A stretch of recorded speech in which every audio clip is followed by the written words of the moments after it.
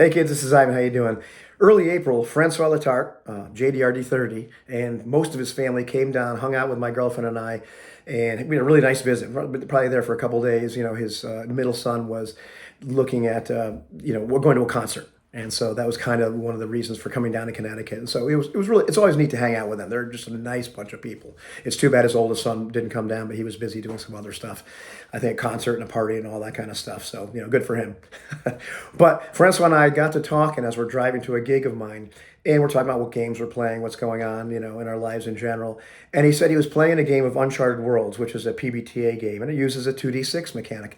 And he mentioned that one of the things that was disappointing to him is although the game gives you a modifier based on your skill in any given area, plus, to plus or negative 1 to 3, which is standard for 2d6 games, there really didn't have any sort of thing to represent if a situation was difficult because of circumstances. So if something was a boon or a hindrance to you, it really didn't have a way to represent that. And I kind of off the cuff said, well, I don't recall about that game in particular, but I know a lot of 2d6 games, PBTA and otherwise, they will use that other method of altering or modifying the die roll where you roll 3d6. And if circumstances are helpful, then you take the 2 highest dice. If circumstances are, a hindrance to whatever you're trying to do, then you take the 2 lowest dice. And this models the modification, based on circumstances. But I said, you know what? I haven't really looked at the math in that in a while, and I don't recall what it, is compared to the regular modifiers. So I kind of filed that away and took a look at it a couple days ago, and was like, I figured I should make a video about this. 2d6 mechanic is a really neat, really elegant, really simple, highly understood mechanic used by Traveler, PBTA games, and a lot of games actually.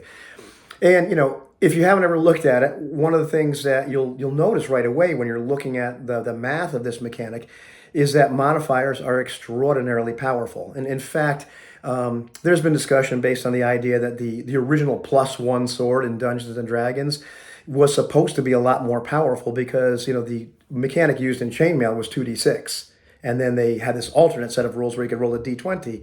And all of a sudden, the +1 sword wasn't quite so powerful anymore. If you look at the distribution of 2d6, it's a bell curve of sorts. It's really actually kind of an angled thing because 2 dice. So it's not going to make a round bell. It'll make a little kind of upside down V shape. And you'll see that it varies on what your target number is.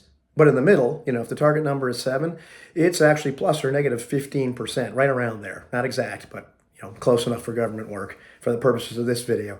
It's a fairly powerful modifier. As you go towards the ends of that bell curve, if your target number is supposed to be like an 11, it's not quite as powerful. It's not quite 15%, but it's a powerful modifier.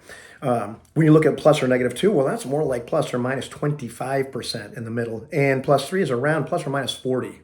So it's huge. And you really can't, once you get to that point, plus or negative 3, you're looking at things that become like you can't miss, or you can't possibly do it, just about. It's in that ballpark. And so taking a look at the other method of modifying things, say you're going to use that in your game, like that's what the game already uses, as far as to model your skill or lack thereof. If you use the 3d6 method, take the 2 highest or 2 lowest, one of the things I discovered actually running the numbers is that's just about identical to a plus or negative 2 modifier. If you're rolling 3d6 and taking the highest, that's, it actually, in the middle is right dead on to +2.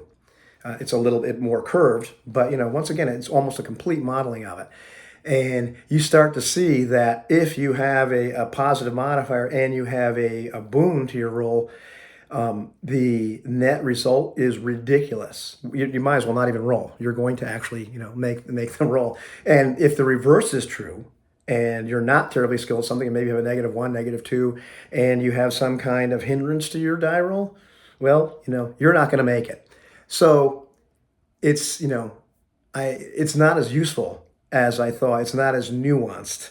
That's an incredibly powerful modifier to use the 3d6, and take the 2 highest, 2 lowest. It's something you could, and some games actually tell you to use it in addition to the modification, plus or negative 1 to 3 modification based upon skill. But taking those 2 things together, I mean, yeah, sure, you're going to have these situations where you have a +2 because you're really good and there's a hindrance. So now you're back to normal distribution, normal chance of success. But if they happen to both be on the same side, it instantly becomes just about, it just about obvious and need to roll dice in the first place. You're going to fail or you're going to succeed. So that's a limitation of this particular die mechanic. And that's one of the things that we discover and game designers discover is while we might have our favorite mechanics, they're not one size fits all. One mechanic isn't going to do everything. Every mechanic has its strong points and its weak points. So it's one of those things you have to understand, well, how does this thing really work? What do you think about that?